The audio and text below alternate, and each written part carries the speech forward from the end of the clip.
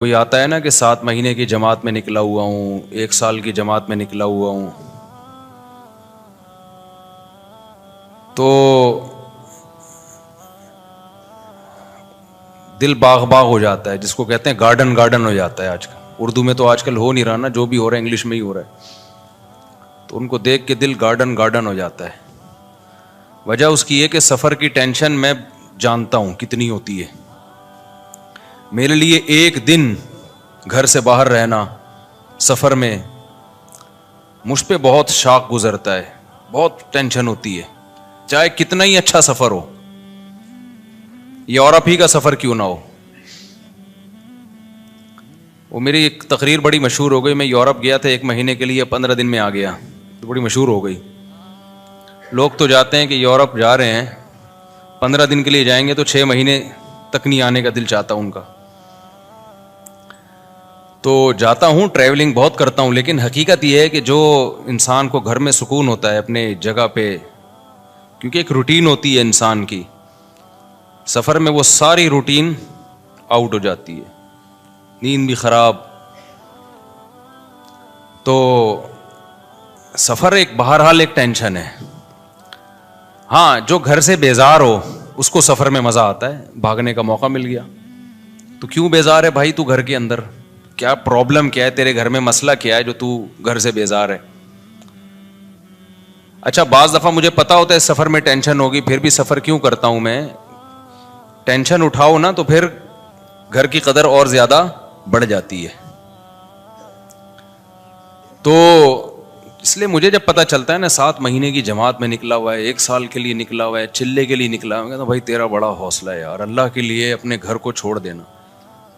جبکہ تبلیغ کے سفر میں تو کوئی انٹرٹینمنٹ ہے ہی نہیں،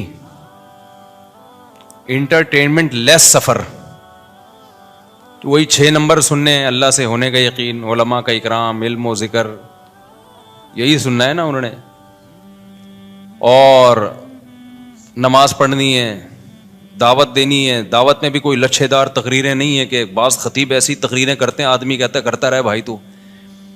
دعوت بھی سمپل، بھائی دین آئے گا، محنت سے آئے گا، دین ہمارے اندر آ جائے، پوری دنیا میں آ جائے، اس کے لیے محنت ہو رہی ہے۔ کوئی لمبے چوڑے، کوئی بہت زیادہ کوئی ایسا نہیں ہے کہ کوئی اٹریکٹیو بات ہو، بھائی سیدھی سی بات جو پیغمبروں کی دعوت ہوتی تھی۔ نوح علیہ السلام نے کہا نا ربی انی دعوت قومی لیلا و نہارا۔ نوح علیہ السلام جب دعوت دیتے تھے وہ بہت ٹیکنیکل تقریریں نہیں ہوتی تھیں، پیغمبروں کی دعوتیں آپ قرآن میں دیکھو بہت سادہ تھیں۔ مصیبت یہ ہے کہ اس سادہ چیز کو چھوڑ کر ہم زیادہ پیچیدگیوں میں پڑ گئے ہیں۔ میں جو کئی ہفتوں سے بیان میں ایک لفظ ریپیٹ کر رہا ہوں نا، قرآن کی جو بیسک دعوتیں وہ تو 4-5 دعوے ہیں قرآن کے، توحید ہے، آخرت ہے، رسالت ہے۔ رسالت کا کیا مطلب؟ توحید کا مطلب جو تبلیغ والے بتا دیتے ہیں آسان لفظوں میں، ایک تو توحید جو علماء ایکسپلین کرتے ہیں وہ تو ایک مدرسوں میں کہ ما فوق الاسباب اختیارات، یہ سمجھنا کہ اللہ کے سوا کسی اور کے پاس ہیں تو یہ شرک ہے۔ تبلیغ والے اس کو دیسی سٹائل میں بیان کر دیتے ہیں، اللہ سے ہونے کا یقین، غیر اللہ سے ہونے کا یقین نہ ہو۔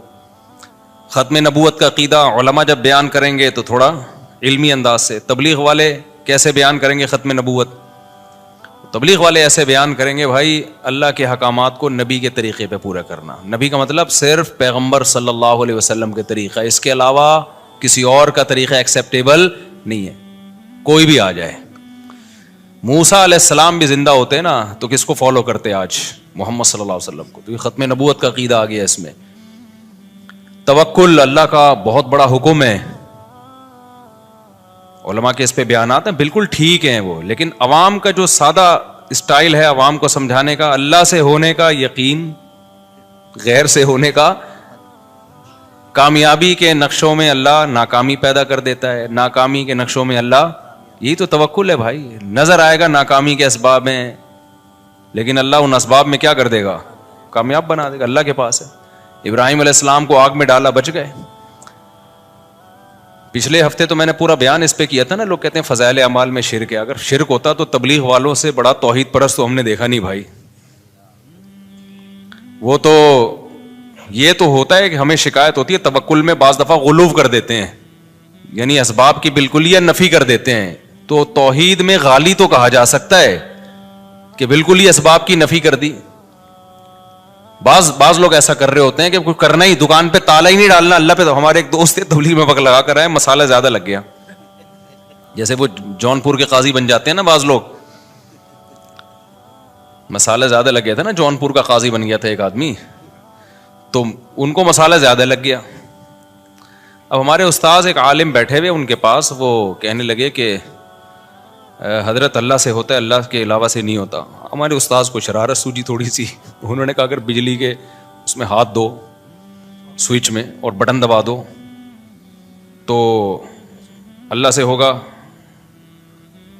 کیا ہوگا پھر؟ یعنی انہوں نے کہا یعنی مرو گے کہ نہیں مرو گے؟ انہوں نے کہا اگر اللہ چاہے گا تو مریں گے, اللہ نہیں چاہے گا تو نہیں مریں گے. بات بالکل صحیح ہے. انہوں نے کہا اچھا کسی میں اللہ پہ بہت زیادہ توکل ہو تو وہ ساکٹ میں ہاتھ ڈال کے بٹن دبا سکتا ہے؟ انہوں نے کہا جب اللہ پہ بہت زیادہ توکل ہو جائے نا کسی کا, تو وہ بجلی کے ننگے تار کو بھی پکڑے گا, اس کو کرنٹ نہیں لگے گا. ہمارے استاذ نے کہا بھائی یہ کیا کر رہا ہے بھائی تو ابھی مسالہ زیادہ لگ گیا ہے کیا؟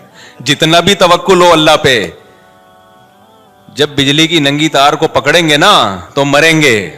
خوب سمجھ لیں, ایسا نہ ہو آپ کا ایمان بہت بن گیا, اب آپ نے کھمبے سے گلے لگا رہے ہیں جا کے, کیونکہ مجھے اب اللہ پہ یقین آ گیا کہ اللہ سے ہوتا ہے, اللہ کے غیر سے نہیں ہوتا, لہذا بجلی کے کھمبے سے میں چپک کے بھی کھڑا ہوں. کیونکہ کراچی میں برسات کے موسم میں بجلی کے کھمبے کے اگر آپ قریب گئے تو کھمبا آگے بڑھ کے گلے لگائے گا آپ کو, چاہے آپ کا سال لگا ہوا ہو چاہے چلے پابندی سے لگ رہے ہو. کھمبا نہیں دیکھتا کہ اس کا سال لگا ہوا ہے یا اس میں توکل ہے یا نہیں ہے. اچھا ماشاء اللہ ماشاء اللہ. تو ہمارے استاذ نے کہا توکل کا یہ مفہوم نہیں ہے. تو انہوں نے کہا وہ جو تھا کہ وہ زہر کا پیالہ پی لیا, خالد ابن ولید کا ایک واقعہ مشہور ہے نا, وہ فلاں نے یہ کرامت. تو انہوں نے کہا بھائی وہ تو ایک اللہ کی طرف سے بعض دفعہ کسی ولی کے دل میں الہام ہو جاتا ہے, یہ تو قرآن سے بھی ثابت ہے.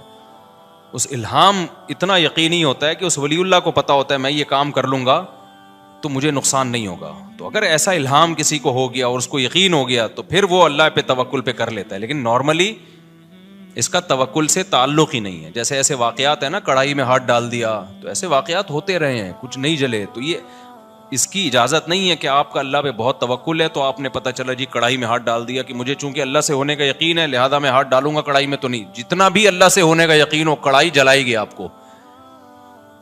کیونکہ اللہ سے ہونے کا یقین کا مطلب یہ تھوڑی کہ کڑھائی جلائے گی نہیں. اللہ کہے گا مجھ سے ہوتا ہے تو کڑھائی جلائے گی, تو میرے آرڈر سے جلائے گی نا. اس میں کون سی بات ہے؟ جو ہم تکے بناتے ہیں کوئلے پہ, تو اس میں گوشت رکھیں تو بھی تکا بنے گا, انسان کو پرو دیں تو بھی کیا بنے گا؟ تکا ہی بنے گا اس کا.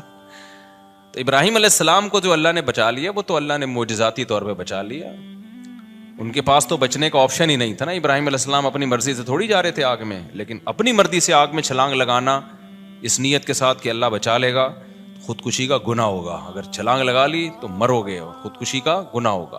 ہاں اگر اللہ نے کسی کے دل میں الہام کر دیا, اور اتنا قوی الہام کہ جیسے حضرت مریم پیغمبر نہیں تھیں, اللہ کی ولی تھیں, لیکن جبریل جب انسانی شکل میں آئے تو ان کو اشکال ہوا, لیکن جب انہوں نے بتایا کہ میں جبریل ہوں تو حضرت مریم کے دل میں اللہ نے القاء کر دیا کہ یہ سچ کہہ رہے ہیں, یہ فرشتے ہیں, یہ انسان نہیں ہے. تو یہ اللہ اور بندے کا معاملہ ہے, لیکن دوسرے کے لیے پھر بھی وہ حجت نہیں ہے. تو خیر میں جلدی سے بات کو سمیٹوں تو قرآن کے جو چند مخصوص احکامات ہیں نا بہت سادہ ہیں. تو مولانا الیاس رحمۃ اللہ علیہ کا کمال یہ ہے کہ انہوں نے دعوت اور تبلیغ کو بہت آسان اور سادہ بنا کے پیش کیا کہ ایک گاؤں دیہات کا آدمی جس کو الف بے بھی نہیں آتی اس کو بھی سمجھ میں آئے, اس کو بھی پتا چل جائے کہ مجھے بننا کیا ہے. اور یہی پیغمبروں کا طریقہ تھا. آپ دیکھ لیں نوح علیہ السلام کیا کہتے ہیں, ربی انی دعوت قومی لیلا ونہارا, اے اللہ میں نے دن اور رات اپنی قوم کو پکارا, فلم یزدہم دعائی الا فرارا. آگے وَإِنِّي كُلَّمَا دَعَوْتُهُمْ لِتَغْفِرَ لَهُمْ جَعَلُوا أَصَابِعَهُمْ فِي آذَانِهِمْ وَاسْتَغْشَوْا ثِيَابَهُمْ وَأَصَرُّوا وَاسْتَكْبَرُوا اسْتِكْبَارًا. آگے کیا ہے, ثُمَّ إِنِّي دَعَوْتُهُمْ جِهَارًا, ثم انی دعوتہم جہارا. آگے کیا ہے, حالانکہ میں فجر میں روز پڑھ رہا ہوتا ہوں یہ, اعلنت لہم واسررت لہم فقلت استغفروا ربکم انہ کان غفارا یرسل السماء علیکم مدرارا وَيُمْدِدْكُمْ بِأَمْوَالٍ وَبَنِينَ وَيَجْعَلْ لَكُمْ جَنَّاتٍ وَيَجْعَلْ لَكُمْ أَنْهَارًا مَا لَكُمْ لَا تَرْجُونَ لِلَّهِ وَقَارًا وَقَدْ خَلَقَكُمْ أَطْوَارًا. یہاں سے دعوت کی دلیل شروع ہو رہی ہے کہ بھئی تم اس اللہ کو کیوں نہیں مانتے جس نے تمہیں مختلف مرحلوں میں پیدا کیا ہے. پہلے مٹی، پھر منی کا قطرہ بن گئے منی، پھر ماں کے پیٹ میں جا کے جمع ہوا خون بن گئے. یہ کیسے تغیرات ہیں؟ کوئی میچنگ نہیں ہے مٹی میں اور اسپم میں، کوئی میچنگ ہے؟ اب سائنسدان تو بیٹھ کے وہ کچھ نہ کچھ کرتا رہے گا بیٹھ کے، لیکن جس کو اللہ پہ ایمان لانا ہے نا اس کے لیے اتنی دلیل کافی ہے. یار کیا سافٹ ویئر انسٹال